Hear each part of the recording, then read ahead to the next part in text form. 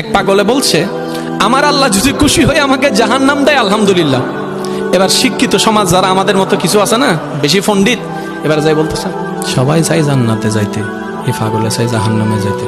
কত বড় গাদা। পাগলে মুস্কি হেসে বলে যায়, হ্যাঁ ঠিকই বলছেন, আপনাদের মতো সুস্থ আমি হতে চাই না, এই পাগলেই থাকতে চাই। এবার তাদের একটু টনক লড়লো, কয় কেন? সবাই চাই জান্নাত, তুমি চাচ্ছ জাহান্নাম। বলে যে ভাইয়ারা, আপনারা মনে হয় আমার কথাটা খেয়াল করেন নাই। আমি বলেছি আমার রব যদি খুশি হয়ে, আমার রব যদি খুশি হয়ে আমাকে জাহান্নাম দেয়, আমি সেটাও নিতে রাজি। বলে যে এখনো বুঝলাম না। পাগল বলে জ্ঞান দিয়ে রবের বিষয় বোঝা যায় না, দিল দিয়ে বুঝতে হয়। আরে শুনো, রব যখন খুশি হয়ে যাবে জাহান্নামটা জান্নাত হয়ে যাবে, রব যখন নারাজ হয়ে যাবে জান্নাতটা জাহান্নাম হয়ে যাবে।